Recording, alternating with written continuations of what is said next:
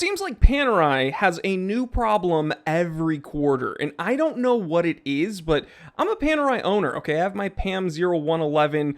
I don't know if you can say I have a dog in the fight, but I do have a love for what Panerai used to be. But nowadays, when we see them consistently, by consistently, I mean more than once, I think more than twice at this point, posting images of questionable Panerais on their own verified social media accounts. And by questionable, I mean fake.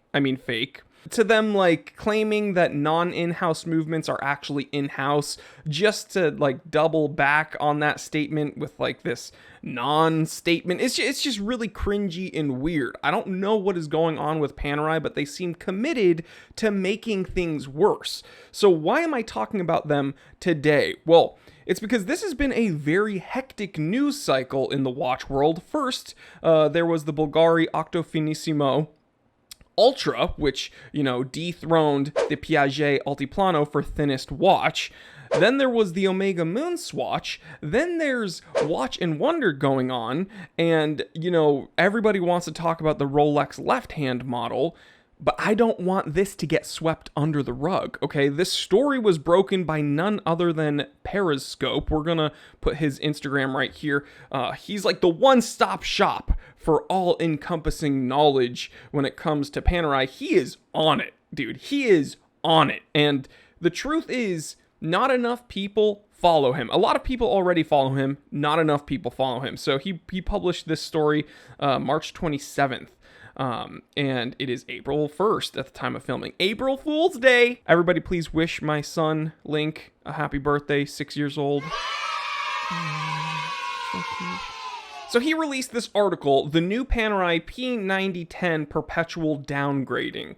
This is very, very interesting, and it's not really surprising from Panerai. I've got to be honest with you. And guys, he compiled everything so clearly and concisely. He broke everything down, so I'm definitely going to leave a link to his publication in the description below so you can click on that and read it. But here's essentially what's going on. Panerai owners started to notice their watches couldn't hack, okay? We all know hacking as you pulling out the crown and the second hand stopping so that you can, sync your watch to an external time source. And that's kind of odd, right? I mean, a watch that starts at $8,000, you'd think would be able to hack. Now, this got to the point where customers were writing to Panerai and contacting Panerai and showing up at Panerai boutiques complaining that their watches were defective. Like, hey, I'm trying to hack this watch. It's not working. I think my watch is broken. So many people did this, apparently, that Panerai had to come out with a statement. And I quote, "Please be advised that the P9010 movement used in the PAM01313 has been updated as of 2020. This movement no longer features the hacking seconds or seconds reset function. The aesthetic of the movement has also been changed from horizontal brushing to microblasted finishing." Updated? I mean, I'm glad they said updated and not upgraded, but typically when something's updated, that's kind of inferring, better, right? Like it's been updated. This is now better than the one prior.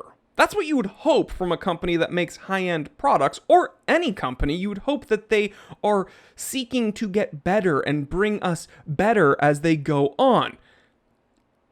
We need to give Panerai more credit for being Panerai here, though. You see, Panerai is incredible at digging themselves in a hole. They are the experts at using words incorrectly to the point of confusion. The word update is, not correct here. Or maybe it's used correctly, but why? Why would you say that it's an update? For instance, Apple got in trouble, I believe, for this kind of planned obsolescence with their things, where if you update the phone, they started working worse. And it's like the court said that's not really an update, that's making it so you're programming these into obsolescence every time people update the software, right? When you update something, it's supposed to be better than it was before. That's like, I don't know, when you buy a coach ticket on an airline and they upgrade you to first class, that's like a positive update.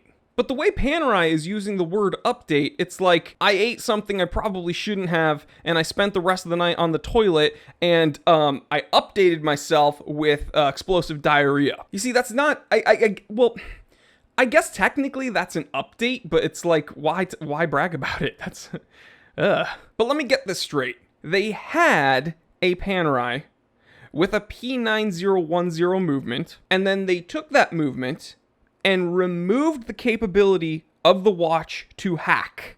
And then they removed the actual decoration of that movement. And on top of that, they are gaslighting us into believing that this is better. But again, maybe this is an update for Panerai. Maybe this is an upgrade for Panerai because they can cut costs in a very large way by churning out a subpar product, and they're going to still charge a lot of money for it. So yeah, cutting costs, charging a lot, that's more profit. So yeah, for Panerai, this was a good positive update and an upgrade. But one thing I absolutely love about Periscope's expose is he very concisely showed the disparity between what Panerai is putting out and what companies like Rolex are putting out. Now, guys, let me be clear. Every time I talk about Rolex, people get up in arms and they say, why are you spending this much money on a Rolex? Why would anybody spend this much money on a Rolex? Because their movements aren't even decorated. They're closed up. You can't look at them. They kind of just are skirting by. They're like, they do the bare minimum. Rolex is just a tool watchmaker, and why I kind of tend to agree that Rolex is essentially just a tool watchmaker when you think about it, unless you consider the Cellini line, which should just be dissolved, I think. They're not just skirting by, and they do put a lot more effort into their watches, especially when you compare them to Panerai. Let's take a look. So this was the initial movement. Okay, you can see here P9010 Gato. Circle in on this, please.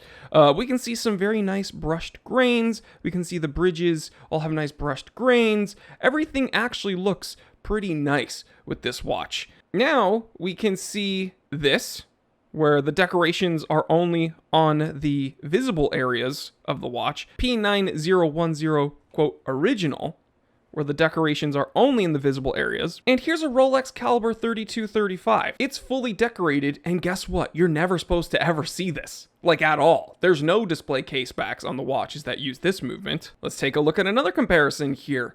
We can see this is not decorated at all. This is the dial side. So I suppose unless you're using a translucent dial or a skeletonized dial, this is all going to be covered up, right? This is the dial side of the movement. Well, Rolex feels differently. Again, 3235, fully decorated, and Rolex knows that this is all going to be covered up by one of their dials. You're never supposed to see one of these. Yet we can see really nice brushed grains. We can see everything very, very nicely detailed, and you're not supposed to see it. Here's a really interesting part about this. It says the hour hand of the P9010 can be adjusted without interfering in the minute hand, which is convenient when you travel between time zones. In addition, there's also a mechanism known as hacking seconds, okay? So when you pull the crown out, the second hand stops. You can use that to sync your watches. All right, check this out. Below is a screenshot taken from the current P9010 on the Panerai website that shows a very movement with hacking seconds. I read that very poorly, but this screenshot from the Panerai website shows this lever, which is what actually actuates the hacking function. All right, this little lever goes up, stops this, the second hand stops. Now we're moving to the P9010 evolution. Again, when things evolve, you would expect them to evolve for the better. But Panerai doesn't agree with my definition of update or evolution. Here's a back-to-back of the P9010 original and the P9010 evolution, which is the second generation. It's from 2020 onwards. So this first gen here on the right has really, really nice brushed grains. Everything looks really prim and proper, nicely detailed and finished. Again, this isn't like Longa levels of decoration, but this is very nice to look at, very pleasing to look at. And then here are the ones that people were complaining about, not just from the aesthetic point of view, but from the fact that this doesn't hack. We can see here none none of the decoration at all.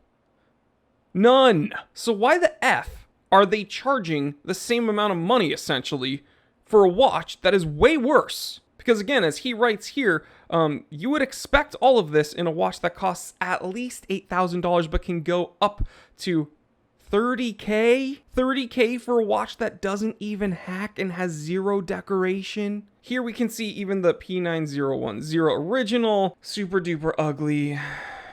Granted, this isn't the best picture of this watch. I feel like this is a much better picture, but still, this is like very ugly. And then here's the Rolex 3235 and perfectly brushed grains. Everything looks smooth, sharp where it should be smooth, where it should be clean.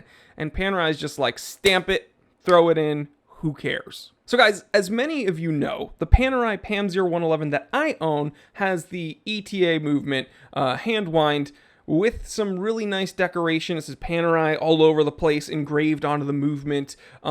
It's not the most impressive movement ever, but there's a lot to look at and a lot of engravings on it. And you know what happened after they came out with that movement and they switched? They stopped doing any of the engraving. All right. What problems did this cause? Well, it's an uglier movement. People complained about that.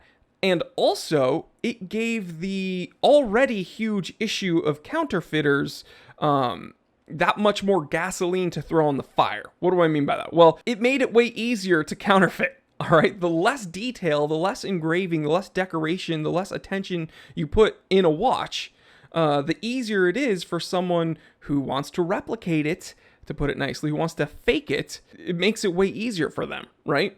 And so Panerai already has a huge issue with this. Panerai themselves has difficulty discerning which Panerais are authentic and which Panerais are fake. So when you kind of like rest on your laurels, when you kind of become even more lazy, when you kind of put less effort than you already are putting, let me phrase it this way.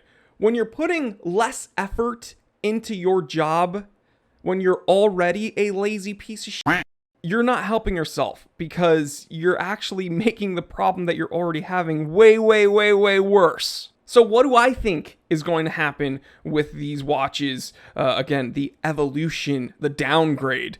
Well, there's a lot less decoration, doesn't even hack, so we're going to see more counterfeits. Yep. Bada bing, bada boom. Clip it. That's what's going to happen. Panerai, you suck. This is all incredibly frustrating, but again, I can't say that I'm surprised. So I can't wait to see what happens next quarter when Panerai does something incredibly stupid. You know, I've had people say, why don't you sell your Panerai? Well, because my Panerai is like the last good one. I'm going to be honest. Mine's like the last good one. It's still a brand that has a very rich history in watchmaking. They're still really cool watches. The ones they come out with now are rubbish. The brand is being run by idiots, but I can't see myself getting rid of mine. But guys, what do you think about all of this? And yeah, shout out to Periscope. Follow him on Instagram. Check out his website, because this guy is incredibly knowledgeable about all of this. And you can see the full write-up on his website. Link in the description below. I will catch you on the next one. Take care, everybody. Stay happy, stay healthy, stay blessed. I'm Jory Goodman, the Time Teller. And always remember, I didn't invent time. I just tell it.